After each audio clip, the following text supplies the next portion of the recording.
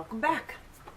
So this is my rug hook and talk show, and we're at the end of this rug that I'm working on.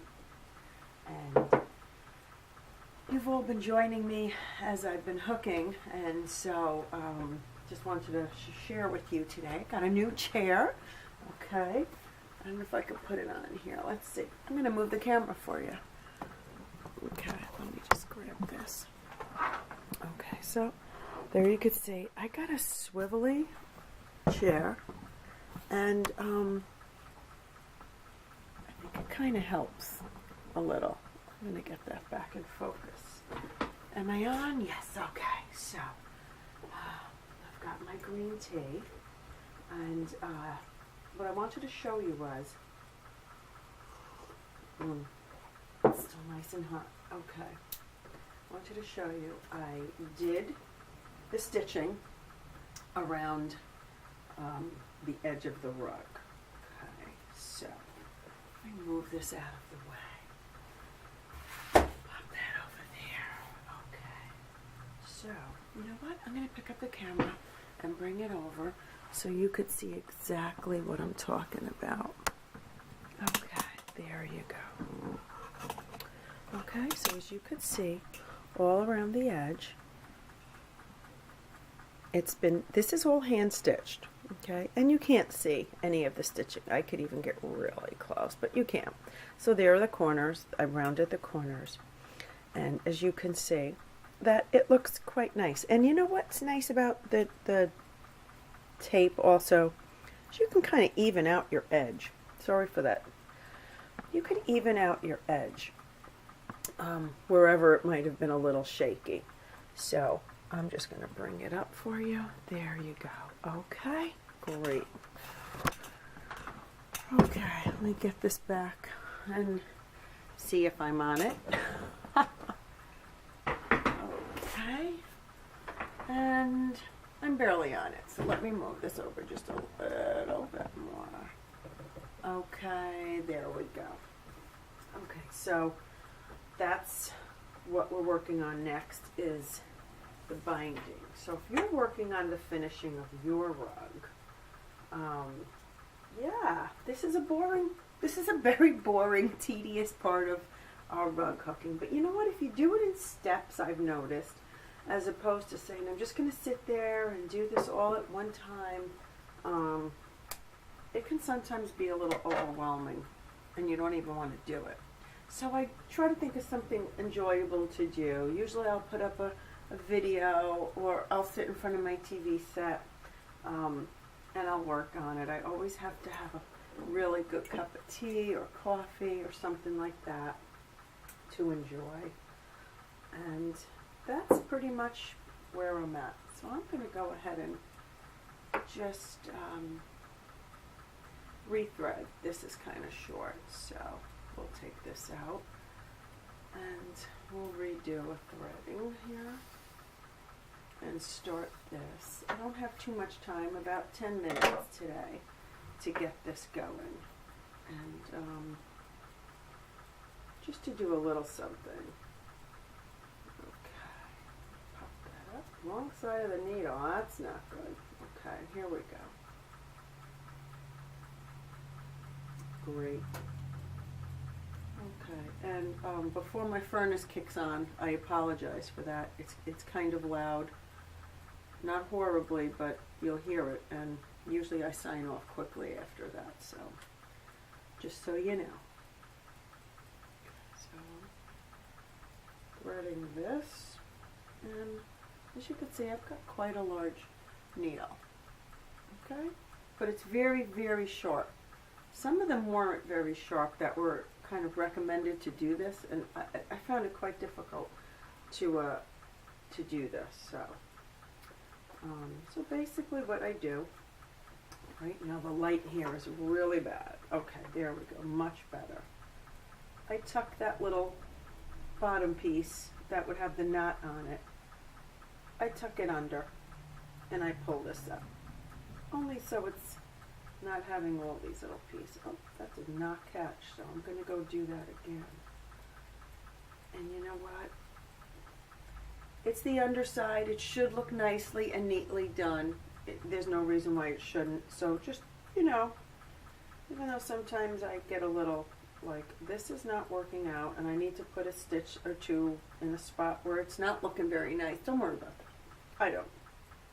I mean, if you are so inclined to have it perfect, then that's what gives you peace when you're making your rug, then go for it. Straighten it out and do what makes you feel comfortable at the end result with your rug. I always add a few stitches, I've noticed, here and there at the end until I get past this little spot. This is where that extra twill tape was folded back, and it can become a little harder to get that needle through, like 4 layers of fabric. So there you go. Okay. So as I stitch, I pull out my pins and pop them back on the little magnetic tray there. So basically I'm whip stitching around, not tight, obviously not a whip stitch that would bind an edge with your tapestry yarn, a yarn that is meant for that, but this is just to adhere it to the back of the backing to cover up that rough raw edge that we stitched. And you know what, if you're tuning in, you probably know all this, and I don't want to bore you any longer with it, but I do it for the sake of those that might have been tuning in that don't know much about rug hooking and that are trying to find out a little bit more. And there's so many great rug hooking videos out there now and tutorials to show you a lot of certain things like finishing, blocking a rug, hanging a rug. So I will not be adding too much to that. I just figured I would videotape me doing this so that it makes this a little more enjoyable for me, and for those of you who are out there who absolutely can't stand doing this part of your rug hooking, you have a little company. It's not fun for me either. I'm trying to make it a little better. So there you go.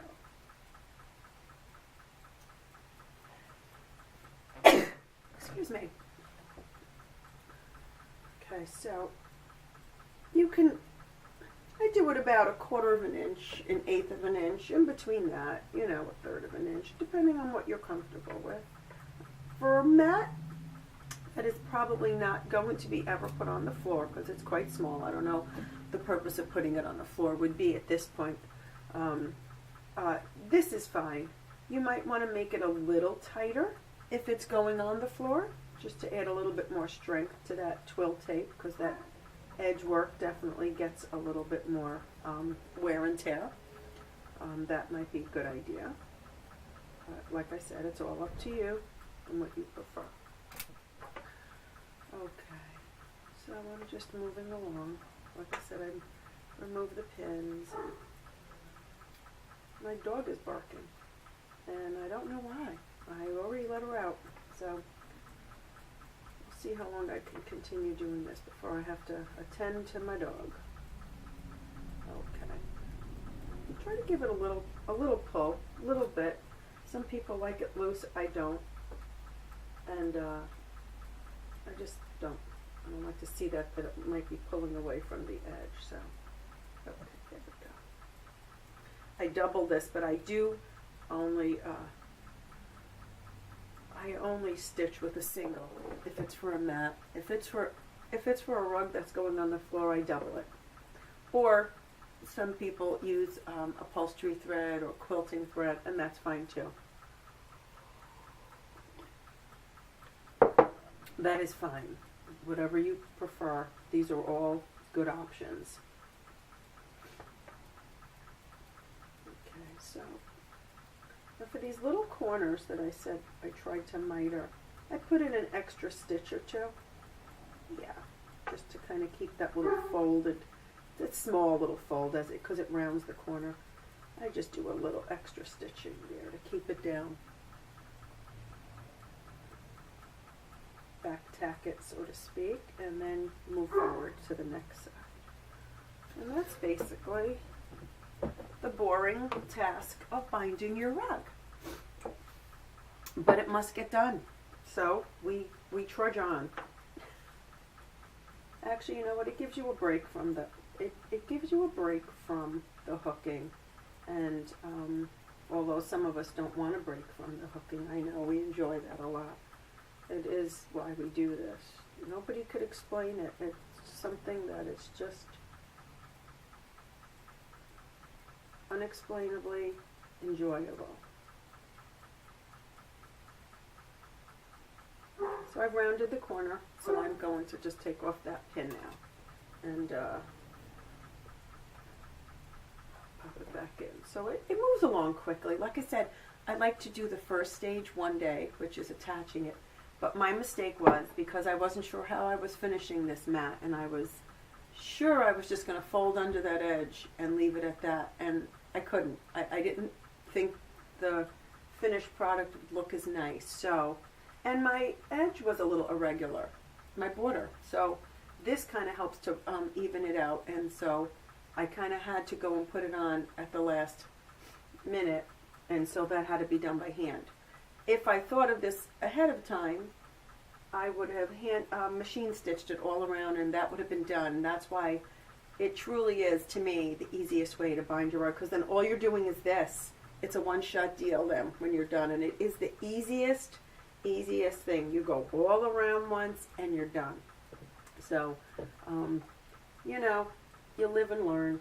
My next rug, I'm not sure. I wanted to do the geometric, and now I'm not really sure if I want to do that or work on a butterfly rug. So that would be for my granddaughter's room, and that might be an option. So we're working on what we're doing. I took out some shapes to do a diamond shape. Here. Let's see, I got it right here. I cut out some shapes. Let's see if I could show you. I cut out some diamond shapes, and those I was just going to put on the backing and do it in shades of blues and gray. I have a gray and white with a very, very light gray and white bedroom with a little bit of blue, and I thought that might be interesting. But now I'm not sure. I'm thinking butterflies, so we'll see what we end up with. There's too many options, and so that makes life a little bit more confusing for me. That's just what I need, right? Okay. And I also have a welcome rug that I found that I must have put away, and I never finished, which is very odd, because I normally never do that. So, like I said, we finished up the basement, and everything kind of got stashed for a month or two. And, yeah, totally forgot about that. So we'll see what we work with. So there you go. It moves along quickly. Like I said, it moves along quickly if you have your tea or your coffee or your nice little hot cocoa or whatever you're drinking, wine. If this is nighttime, I don't think I recommend wine in the morning to anybody.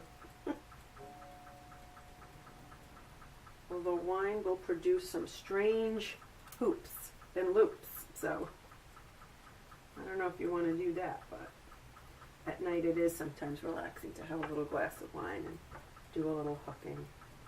So enjoy this, enjoy. You know what I like to do also is when I look at a rug, I can sometimes even remember what was going on at that part of my life, and how that rug helped me to just de-stress from that moment or be a part of a celebration of that moment.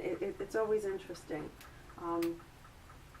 that your rug goes through many stages of life with you if you're spending a lot of time on a very large rug especially. And that's something I'm looking forward to doing also, is another large rug. I want a runner for my living room, and I think that is something I'm going to be thinking about in the future too. So many rugs, so little time. Yes, yes, that is the truth. So many ideas in our head that we want to get out, and yeah. We would need a lifetime of doing nothing but rug hooking, which is not going to happen. We have a life, we have families, so that does get in the way, but this is a happy addition to our life with our loved ones and our family, and that can't be a bad thing. Okay. I'm just rounding a corner here, and the light is a little bit tricky over here. I might have to change that up in the future. Okay, you can take this pin out because we've tacked this around twice. See these rounded corners? When this gets blocked, these little rounded corners won't be popping up, if you could see them. They kind of curl up a little on the ends. That'll go away. And for those of you who rug hook, you know that already. So just saying it for those who don't fret. This gets better.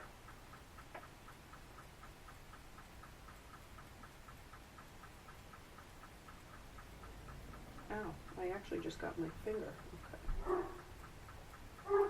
Okay, so for now I'm going to stop, and I'm going to stop right at that corner and leave it there. And I do have some other things that I have to do. So I want to thank you for joining me, and until we meet again, happy hooking!